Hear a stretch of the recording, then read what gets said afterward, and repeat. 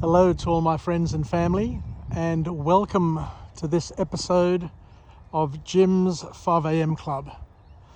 I've got two portions of a rainbow, not a full rainbow, there's part of it there and the other part spanning over there, so it's a relatively clear sky, and yet there is a beautiful, beautiful rainbow to end this wonderful Monday. Anyway, I'm just going to go on a walk and talk. There's a bush track just down here by the cricket nets. And what I want to do today is I want to do something a little bit different to what I normally do. I'm going to relay a message from a monk in Greece who heads a monastery, is an abbot of a monastery, and his name is Elder Nektarios, and he has a vlog channel, believe it or not. An abbot who also has a vlog channel, and as I mentioned the other day, he's almost got as many vlogs as me. He's probably up around about the 700. I'm around about the 12 to 1300 now, but he has a lot of very, very interesting topics that he talks about, them in Greek, of course. And what I would like to do this year is to take some of his material and relay it and translate it as best I can into English, so that we can, tap into the wisdom of some of the great spiritual people that we have in the world.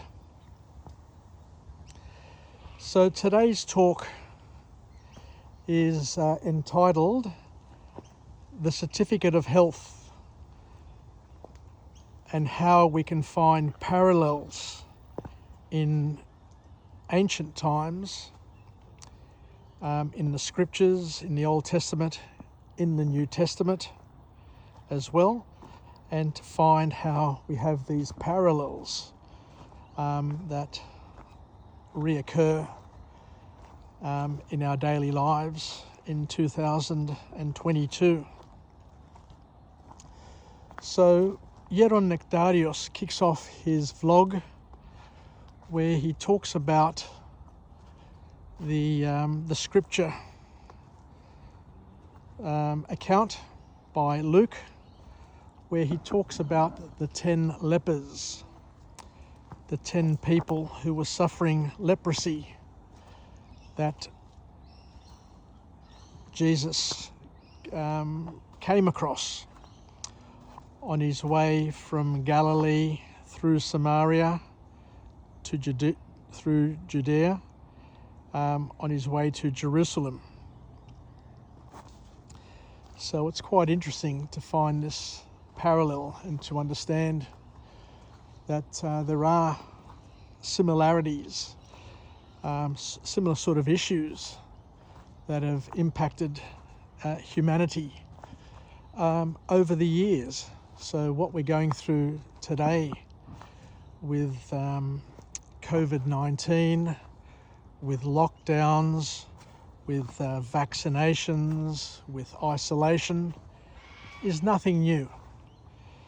And what we see here in the Bible, in the New Testament, is that in the times of Jesus, there were people who were suffering terrible diseases, which were contagious, highly contagious, and they impacted communities, they impacted families, and they required certain observances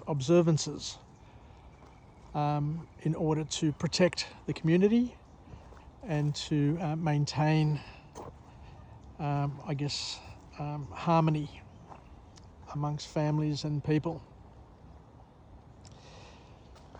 And there was also, as we said before, also accounts in the Old Testament that I'll refer to, in which Father Elder Nektarios relates to as well. So let's go through these one point at a time. So Elder Nektarios also makes the point that in Israel, the Mosaic law is still adhered to today. They're kept quite, just want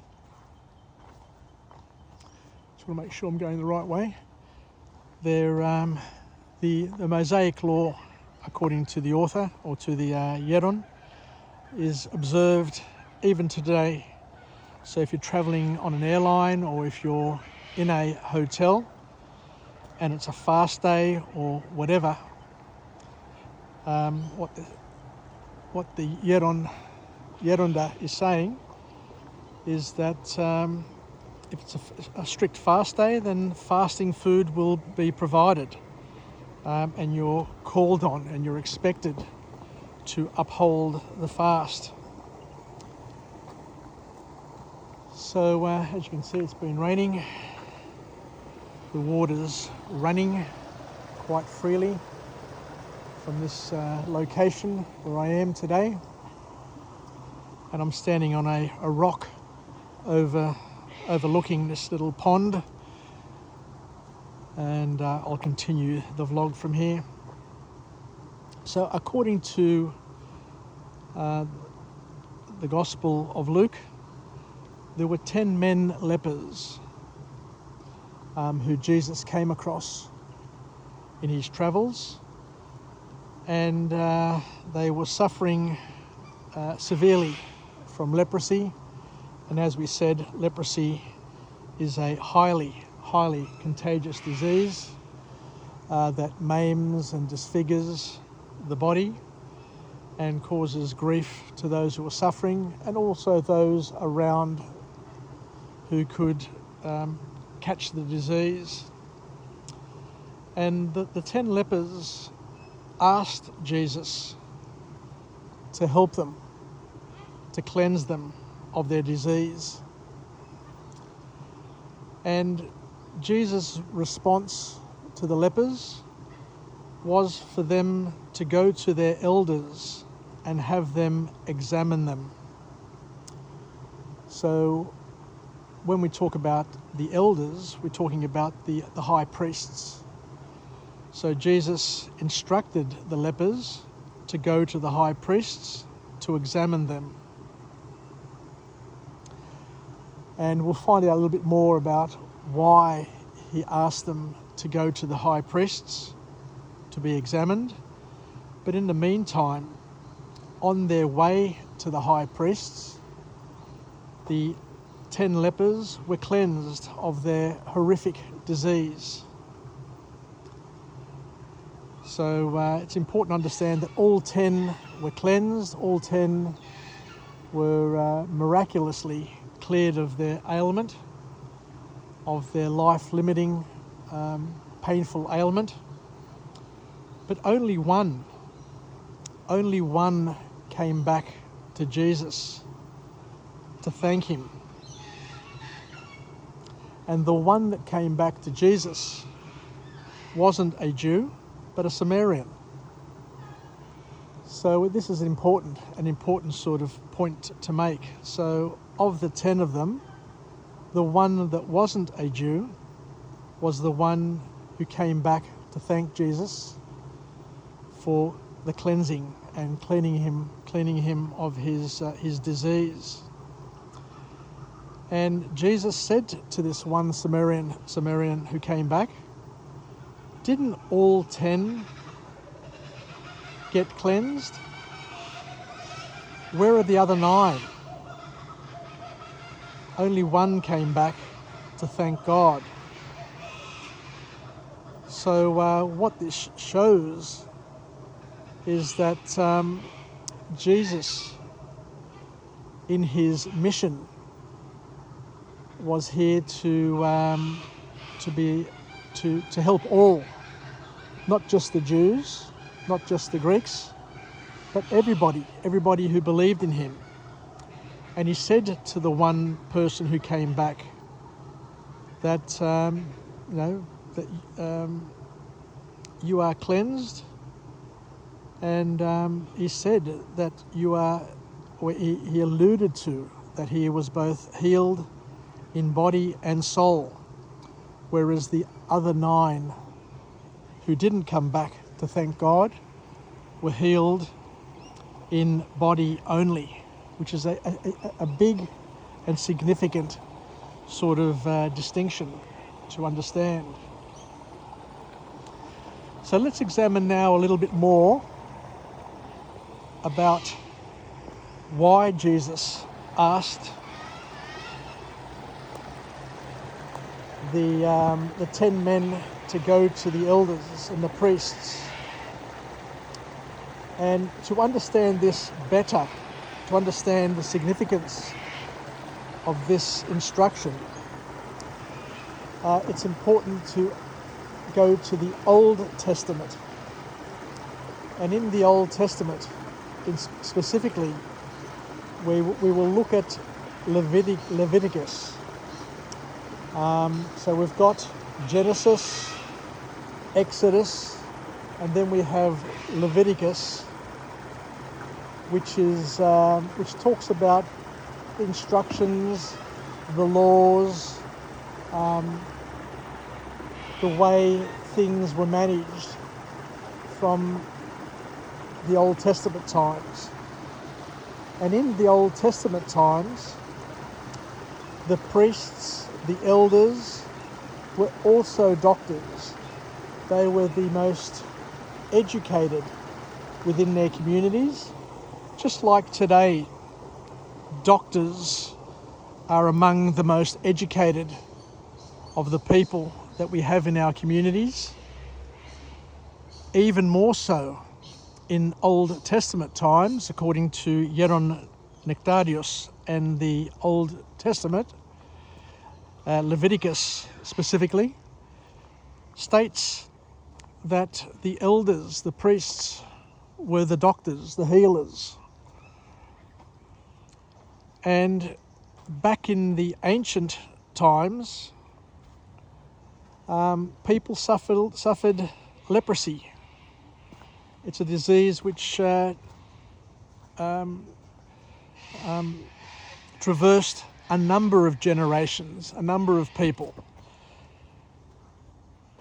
It was a pandemic which came from Egypt, just like COVID-19 is a pandemic that we suffer today, and it came from China.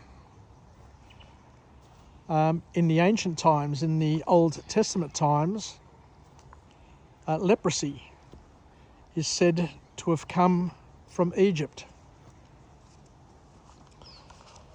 And when we study Leviticus, what we find is that leprosy was highly contagious, just like COVID-19 is highly contagious.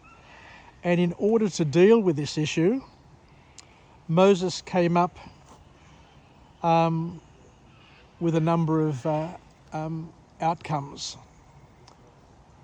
suggestions. So what happened, or what needed to happen, is that people were taken out of circulation.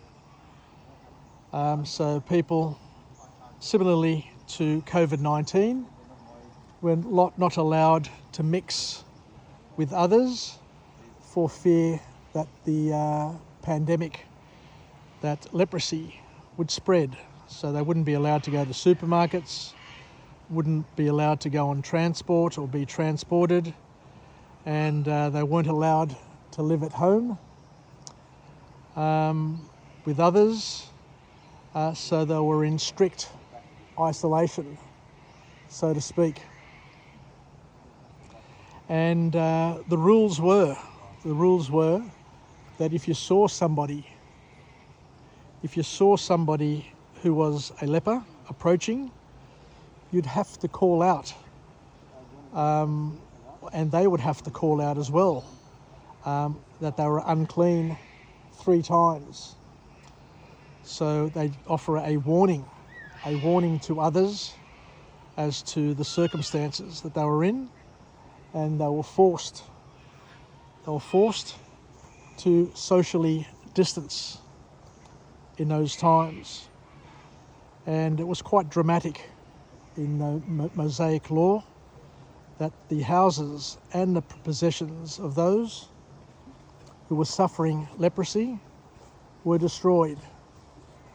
They were destroyed because that was the way of dealing with contagious diseases back in the times of the Old Testament.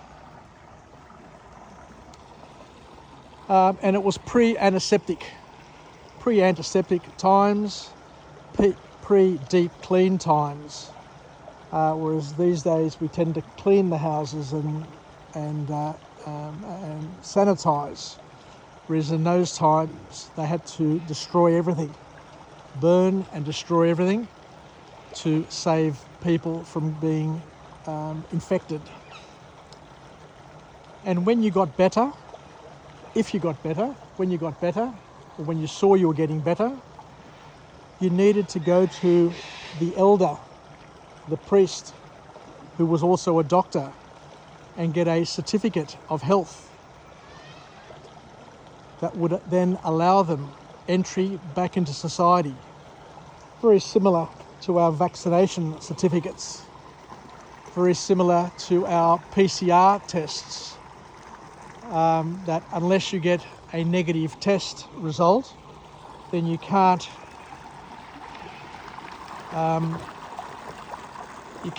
socialise. Let me just get across here. Oh, there you go. Then you can't socialise.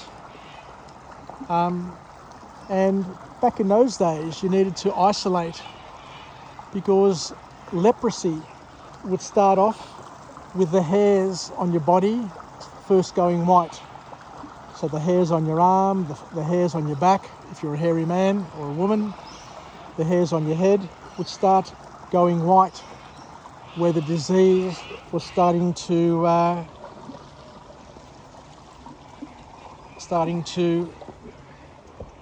catch on. So as soon as you see that you're getting diseased or getting infected, you'd need to go into quarantine, into isolation for a 7-day period, and then for another 7-day period, and keep on going. And you're exiled from your community.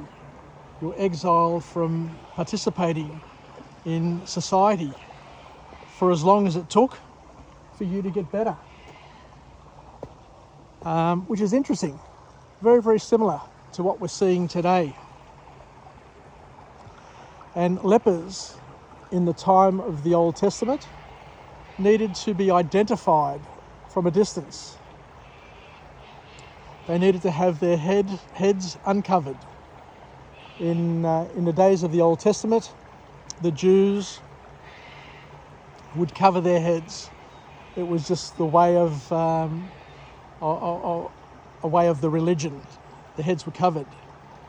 But if you were a leper, you needed to be identified by having your head uncovered, and your clothes would be loosened, and you'd have a mask over your mouth to minimize the contagion and your ability to infect others. So it was important to be able to identify these people from a distance, because leprosy was passed on through breath, through droplet, through touch, and as we said, it was very, very highly contagious. And so the important message, I guess, from Elder Nektarios is that nothing much has changed in the world today to what it was.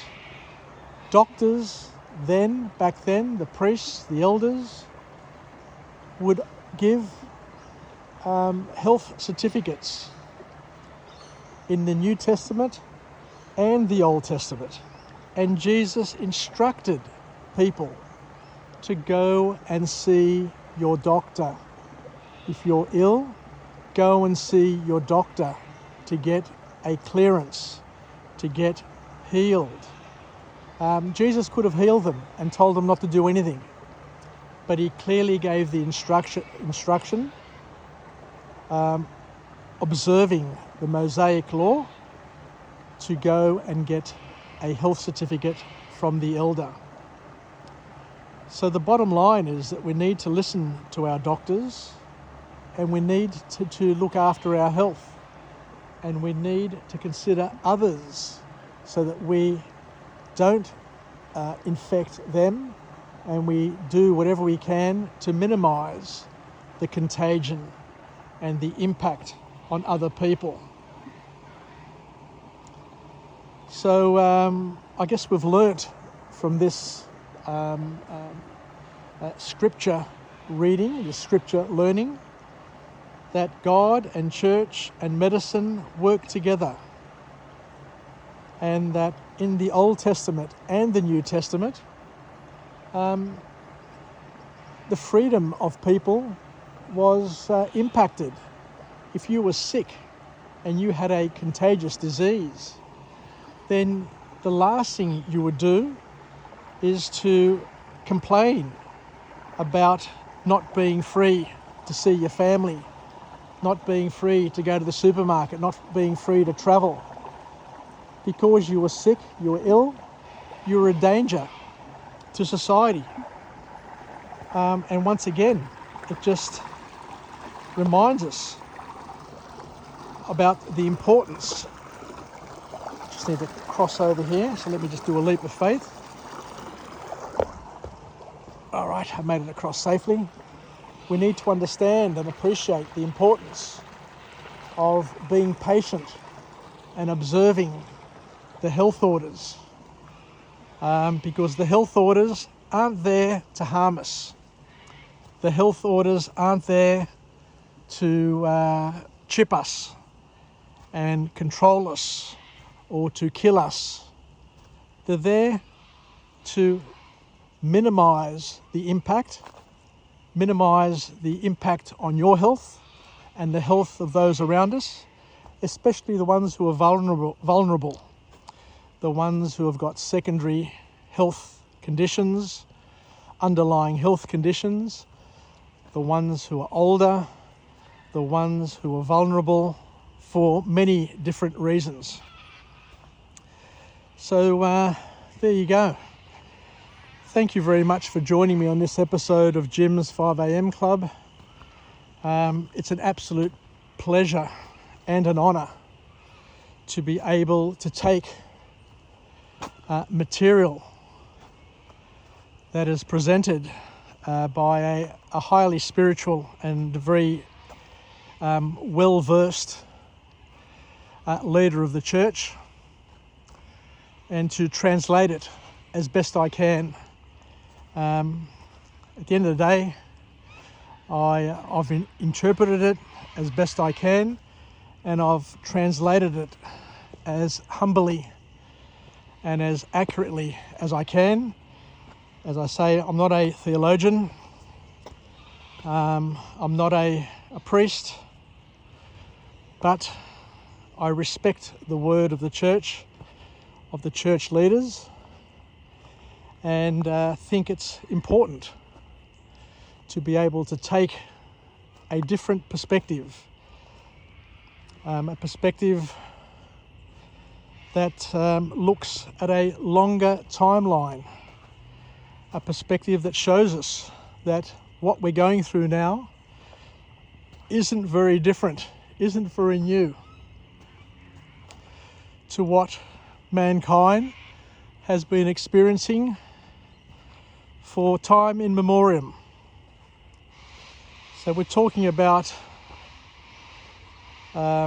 contagious diseases being talked about in the New Testament, so 2,000 years ago, and we also see and hear about it, talked about, instructed and detailed in terms of how Moses dealt with it So it was a big issue.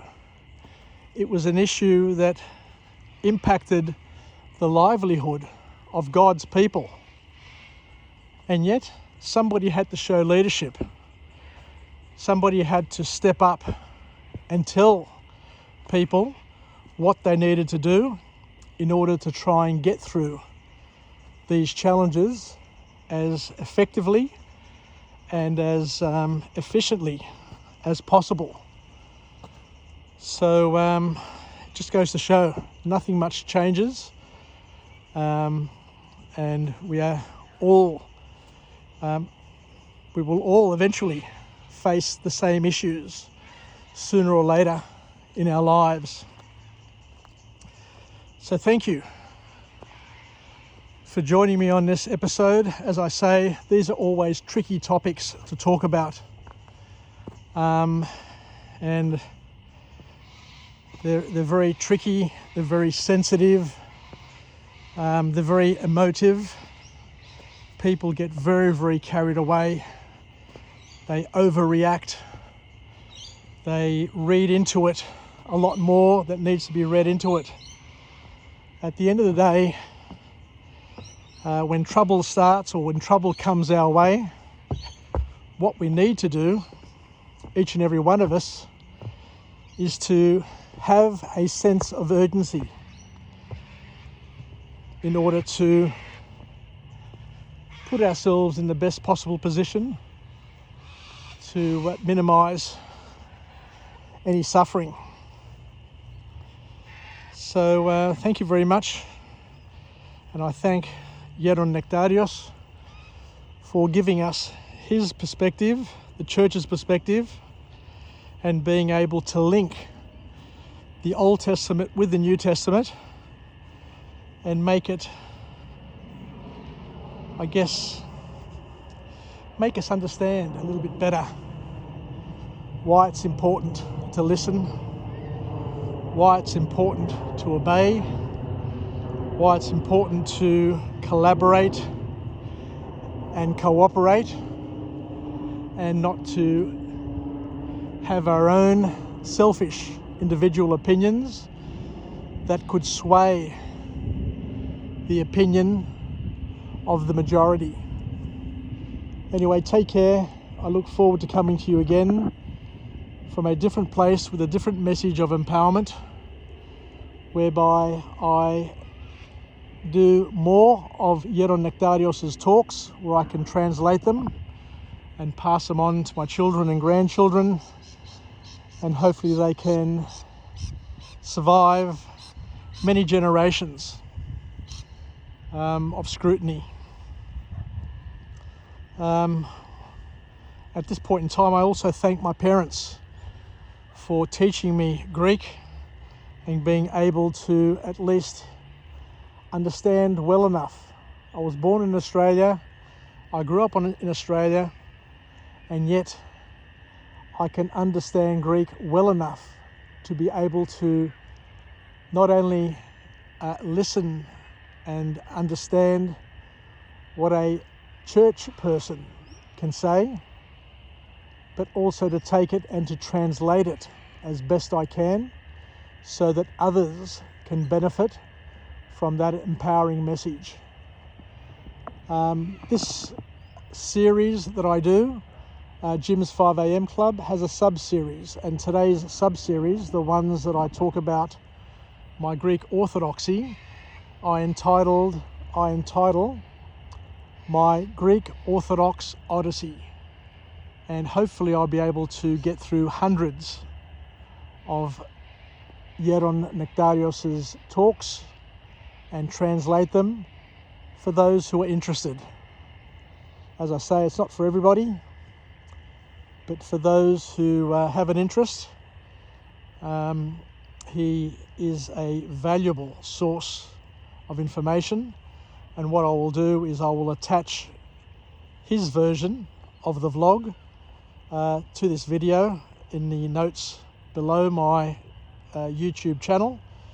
So for my Greek speaking friends and family, they can also listen to Elder Nektarios talk, because he is a lot better, a lot more interesting, a lot more knowledgeable than I am, and somebody worth listening to on occasion.